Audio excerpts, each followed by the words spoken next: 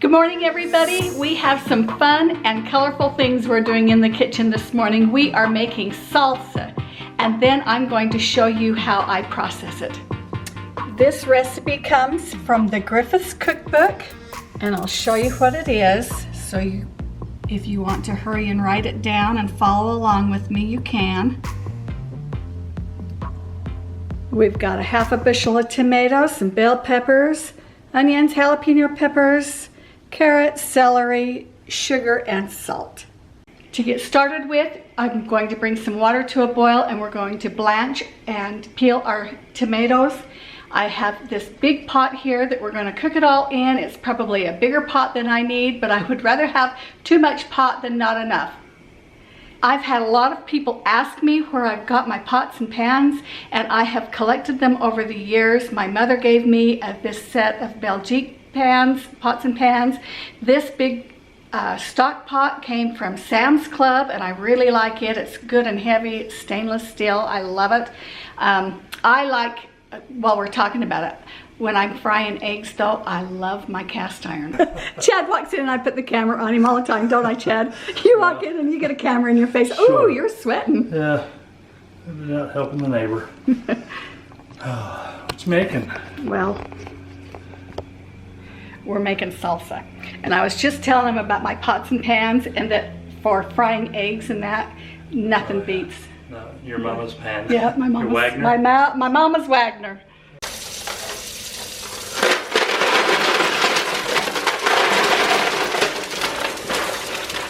So what I'll do is I'll put my tomatoes on my father-in-law's ice fishing spoon, and I'll lower them down into the water. Like that.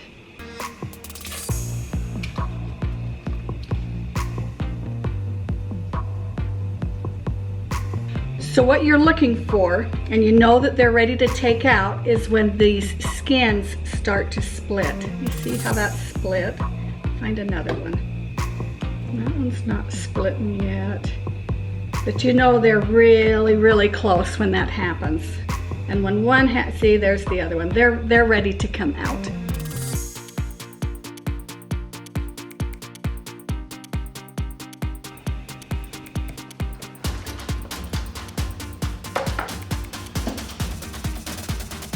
I bring them over here in my pot, and I put them in my pot. Now, if you have a processor, you can put them in a processor, a food processor, and you put them in just a little bit so that they will be chunky, but you don't want to liquefy them. And I have found that especially if you don't have a food processor, it's just as easy to squish them with your fingers like this.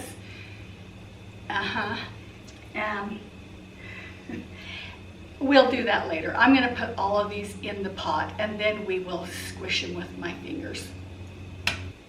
That's a kind of a bad spot, but I'm not going to waste the whole tomato.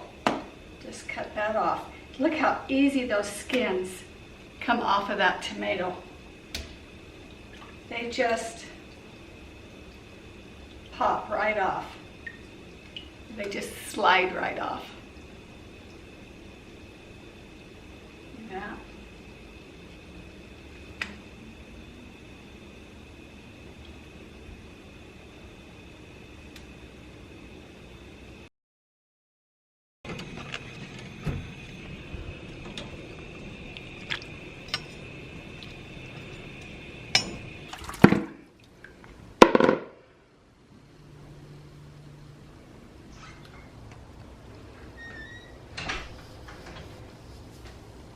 This is a 24-quart pot, and it's about half full, maybe a little bit better. By the time it gets mashed down and I put everything in it, it'll still be about half full, but it just gives me a lot of room to work.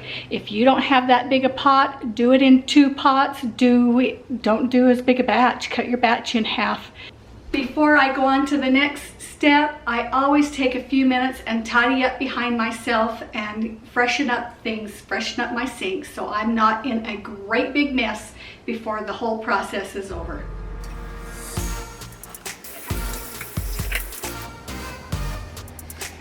If you have a garden, put this right back in your garden. Just dig a hole and dump it in the garden, and next spring it'll be gone. I do not like to have to clean a food processor, and so I am not going to use it if I don't have to.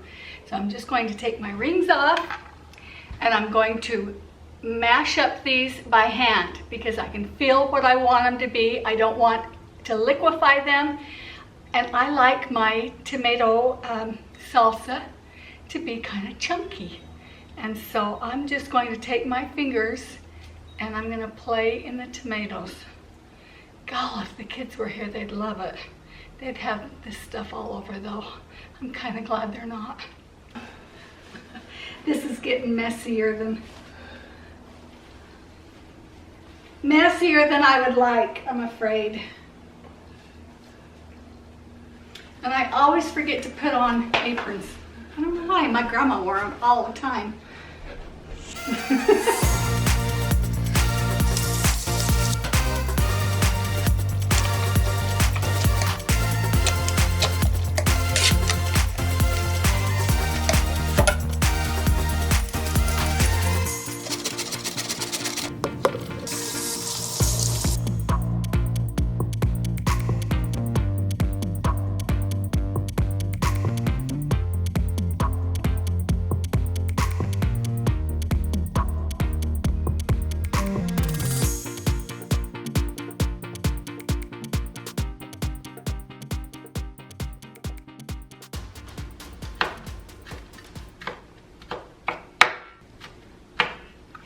I'm chopping this a lot finer than I am the other pepper because I don't want to get a great big jalapeno in my mouth at one time.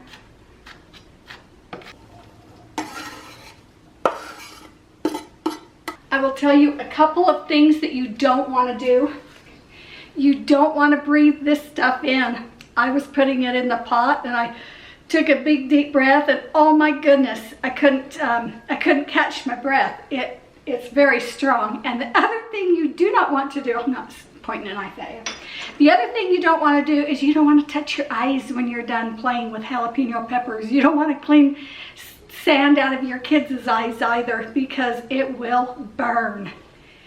My friend told me that when you're peeling or when you're cutting up an onion, to cut the one end and to keep this end intact, and that you won't start crying. I've done it that way and it's worked, but I've also done it this way and it hasn't worked.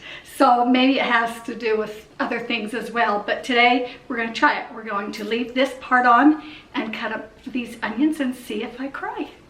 So what I'm going to do, I'm going to score around this like that.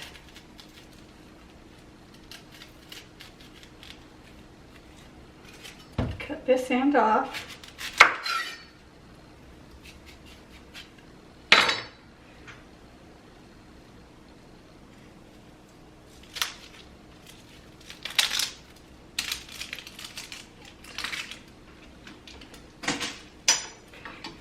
Let's see.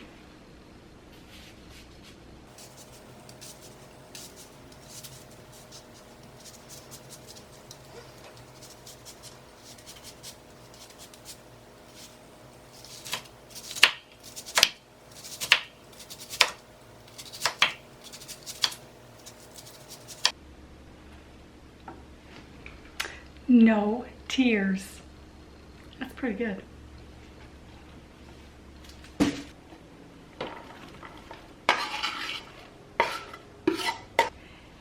Okay, onion number 3, and I'm not crying.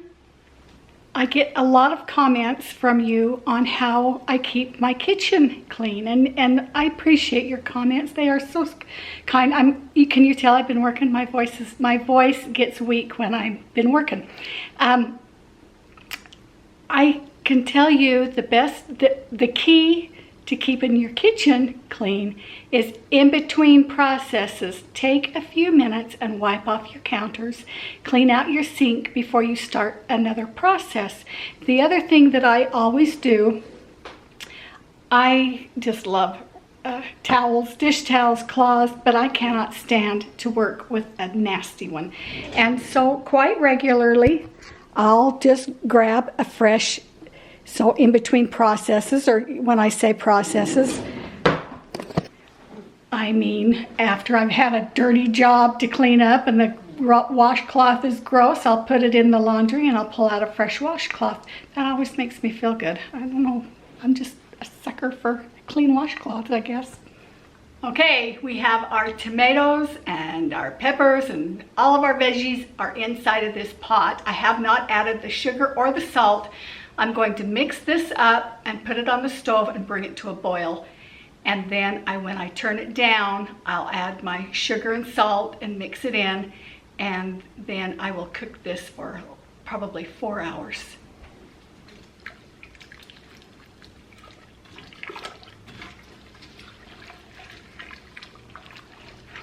This hasn't even started cooking yet and it smells delicious. I do like my salsa kind of on the chunky side. I like to feel like I'm getting full.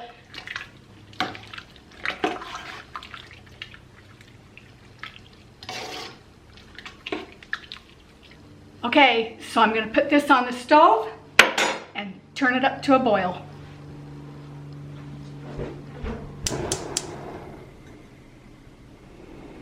The salsa is starting to bubble. It's got some froth on the top, and I'm going to add in our cup of sugar. Don't everybody freak out. I guarantee the sugar or the salsa that you buy in the store has sugar in it. So because the pot is good and hot, it's going to melt that sugar real fast and it won't even be there. And then I'm adding a half a cup of salt.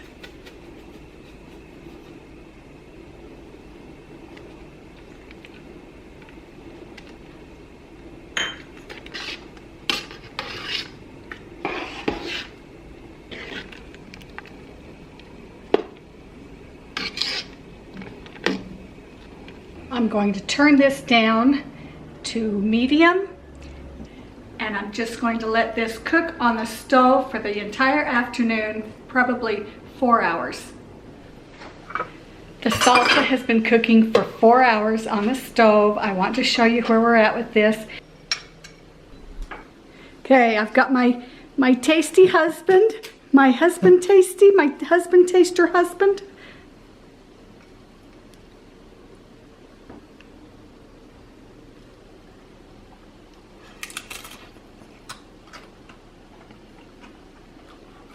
It's hot.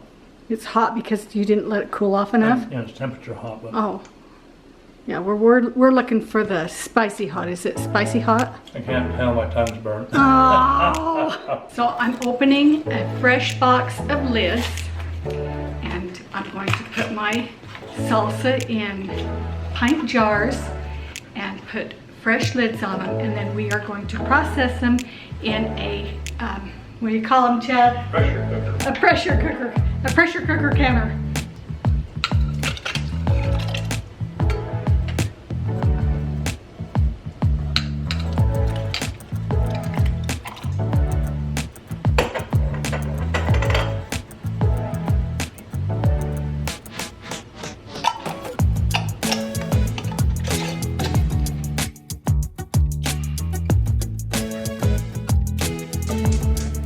When you are bottling anything, make sure that if you've splashed anything up on the lid, on the rim, that it's nice and clean.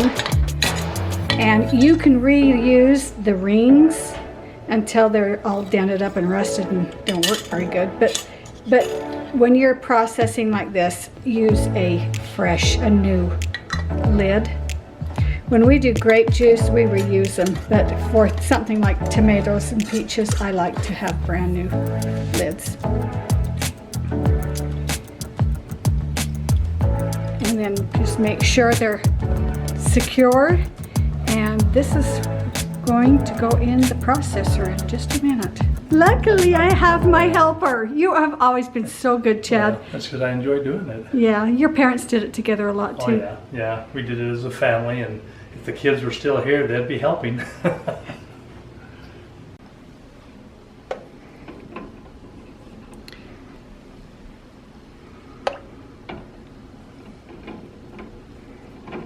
Okay, so I've put an inch of water, inch and a half of water in here.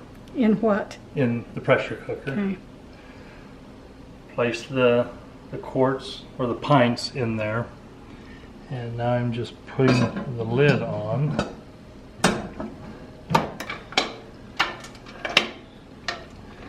And just kind of gradually taking it down. And then there's an arrow on here. It's supposed to be lined up with that little mark right there. Okay. That helps you know that you've got it. And then because we're over 4,000 feet, we process everything at 15 pounds. So there's different weights, 5 pounds, 10 pounds, and this is going to be at 15 pounds. 15 pounds PSI. Turn your heater up. And I'm just going to turn it up on high. And take the weight off until you start getting steam out of your petcock right there. And once that starts steaming, we'll wait 7 minutes for that to evacuate all the air, cold air. So you've got a good head of steam on there for 7 minutes. You put that on. And this is where I want to put a disclaimer in here. It just depends on where you live, what your altitude is, as how you cook this and how you process it. Every county, every community, I'm sweating, has like an extension center. Google where. University Extension Center. Yeah, University Extension Center that you can contact, and they will tell you for your altitude how to cook those. When I'm doing tomatoes, I don't use this pressure cooker. When I'm doing tomatoes, I just use a water bath. But since I'm putting vegetables in it, and the extension center around here has told me that I need to use a pressure cooker. I just had a bite and I didn't feel the kick until after it had been in my mouth for a minute. But this has a little kick, huh, honey? You're not watching me, are you? Yes, it's really tasty. We're cleaning out the bottom of the pot. Again, can't emphasize enough. You know, whatever pressure cooker you're using, read the owner's manual, read the instructions, and research all you can about what and how you use it in your area. But this has been venting for 7 minutes. There you go. The timer just ended. So now I'm going to put the weight on for 15 pounds. So now you heard that block the venting, and so that's going to start building pressure up. And when this here starts dancing around, we'll come back and we'll show you once it's built up to pressure. And then you adjust your heat so it'll maintain that 15 pounds of pressure. Okay, so we're getting up close to 15 pounds, and you can see that starting to dance around a little bit. And so now I'm going to turn my heat down from high down just a little bit and continue to watch that. And I don't want to go much past 15. And this is about what I want it to do, is just jiggling and a popping and a spitting. But if it's bouncing, all over the place, then you know it needs to be turned down just a little bit. And how long do we leave it like this? Yeah, for 35 minutes.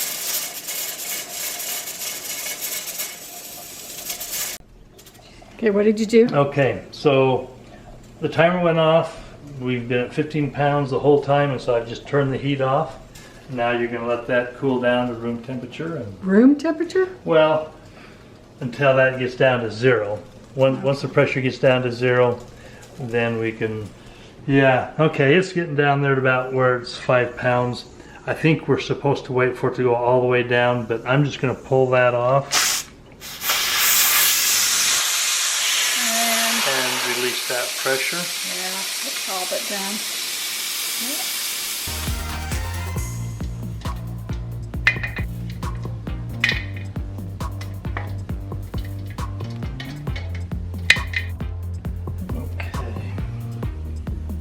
Those look good. Those look real good. I can see the, ooh, I'm steaming up. Okay.